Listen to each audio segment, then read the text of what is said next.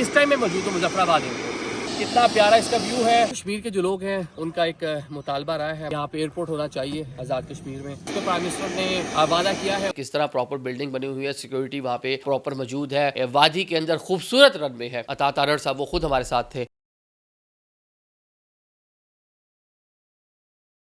कश्मीर के जो लोग हैं उनका एक मुतालबा रहा है, हमने देखा काफ़ी अरसे से कि यहाँ पे एयरपोर्ट होना चाहिए आज़ाद कश्मीर में। ऑलरेडी आज़ाद कश्मीर में कुछ एयरपोर्ट मौजूद हैं, लेकिन शायद बहुत से लोगों को उस तरह मालूम नहीं है, क्योंकि यहाँ पर उस तरह से फ़्लाइट ऑपरेशन नहीं है। मीरपुर एयरपोर्ट का एक मुतालबा होता रहा, इस पर प्राइम मिनिस्टर ने वादा किया है ओवरसीज़ कॉन्फ्रेंस में कश्मीरियों के साथ। अब देखते हैं वो कब पूरा होता है, लेकिन इस टाइम में मौजूद हूँ मुजफ्फराबाद एयरपोर्ट। मतलब ये पाकिस्तान के उन चंद एयरपोर्ट में शामिल है जो यूज़ नहीं होता, इस्तेमाल नहीं होता। यहाँ पे रनवे भी मौजूद है, देखो कितनी प्यारी रनवे, बल्कि ये वाला साइड देखें ना कितना प्यारा इसका व्यू है। इसको मिलिट्री मकासद के लिए तो इस्तेमाल किया जा रहा है, ये हेलीकॉप्टर वगैरह ये सारी चीज़ें यहाँ पे आती हैं। लेकिन सन 2003 के बाद से यहाँ पे किसी किस्म का हम देखते हैं कि कमर्शियल फ़्लाइट नहीं आती।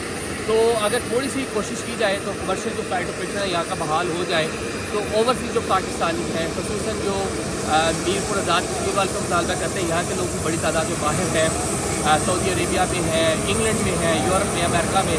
तो ये सारी चीज़ें उनके लिए बेहतर हो सकती है। एयरपोर्ट मौजूद है जनाब, ये वाला, इसको भी एक्सपेंड कर सकते हैं, इसको भी इंटरनेशनल बना सकते हैं। हमारा हेली फ्लाई करने लगा, हम जा रहे हैं, जल्दी जा रहे हैं।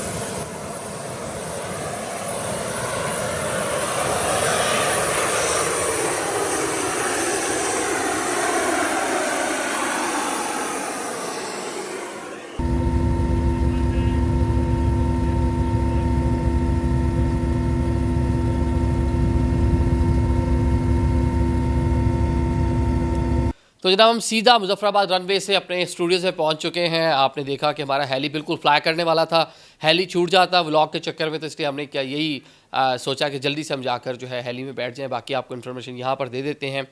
देखें, आज ये मेरा अपना एक्सपीरियंस था फर्स्ट टाइम, क्योंकि वहाँ पे फ़्लाइट ऑपरेशन है नहीं मुजफ्फराबाद के लिए। तो इस्लामाबाद से हम हेली पर गए तो टोटल जो डिस्टेंस था वो 25 से 30 मिनट लगे हमें इस्लामाबाद से वहाँ तक पहुँचने में। अब यही सफ़र मैं बरास्ता सड़क कई बार कर चुका हूँ, 4 से 5 घंटे मिनिमम आपके लगते हैं। मरी, फिर वो आगे पूरा रास्ता जो है कोहाला, फिर उसको क्रॉस करना। अब सिर्फ एक चीज़ मुझे आज रियलाइज़ हुई कि इस रीजन के कितने लोग बाहर ओवरसीज़ हैं जो रहते हैं, या ओवरसीज़ ना भी हों। इन इलाकों के लोगों ने जब कराची जाना है, लाहौर जाना है, कहीं जाना है, अमूमन कराची अगर देख लें, कोयटा देख लें, तो इस्लामाबाद एयरपोर्ट इनको नज़दीक तरीन पड़ता है। तो इस्लामाबाद एयरपोर्ट पर आने के बाद 5 घंटे का ट्रैवल आपने लोकल करना है।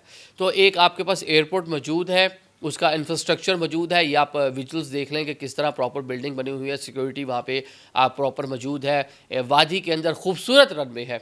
हम स्कर्दू की लोग इतनी तारीफ़ कर रहे होते हैं, कितना प्यारा रनवे है। स्कर्दू के अतराफ़ में वैसे थोड़े चटियल पहाड़ हैं, मतलब उन पर घास वगैरह नहीं है, एक हाइट के ऊपर जाके उस तरह से घास ये नहीं होते, ये ग्रीनरी कम हो जाती है, तो वहाँ ये चीज़ें नज़र आती हैं। गिलगित एयरपोर्ट बड़ा प्यारा है, तो ये भी बहुत खूबसूरत एयरपोर्ट है मुजफ्फराबाद में।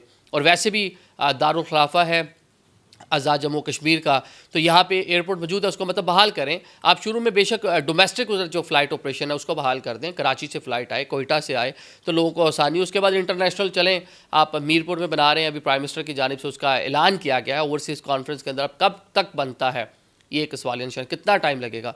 जिस तरह मैं अभी जब वहाँ पे खड़े थे, जल्दी जल्दी में बड़ी कोशिश थी कि मैं मैक्सिमम उसको मुकम्मल कर लूँ, लेकिन मैं 1.5 मिनट ही वहाँ बोल पाया हूँ, तो फिर हमें जाना पड़ गया।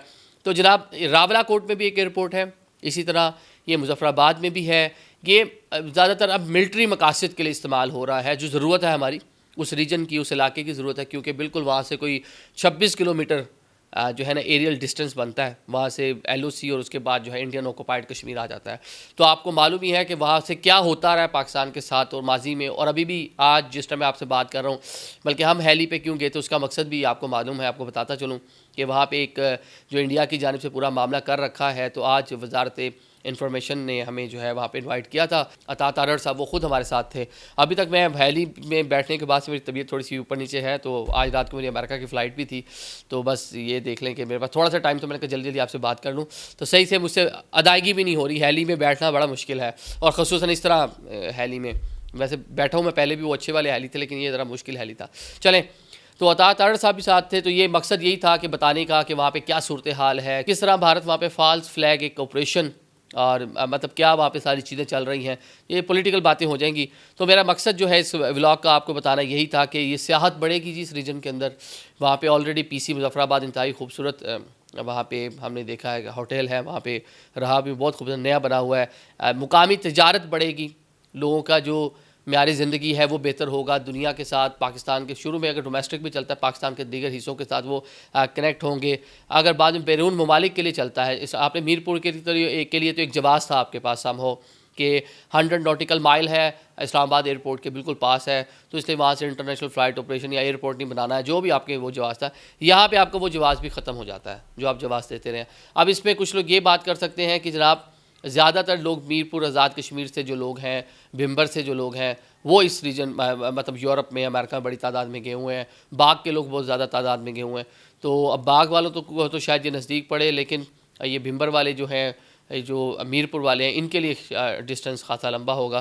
तो ये बहुत सी चीज़ें हैं, लेकिन चलें आप डोर स्टेप पे जितने लोगों को मैक्सिमम चीज़ें दे सकते हैं। अगर वहाँ पे इतने पैसेंजर होगा तो फ़्लाइट बन जाया करेगी या कोई एयरलाइन उसको अफोर्ड करेगी, नहीं होगा तो आगे चल के उनके पास एक ऑप्शन मौजूद होगा तो उसको ख़त्म कर दें। तो अब सिर्फ ये देख लें कि ये दोनों एयरपोर्ट रावलाकोट और मुजफ्फराबाद, ये काफ़ी अरसे से सन 2003 के बाद से यहाँ पे उस तरह से कोई फ़्लाइट नहीं है।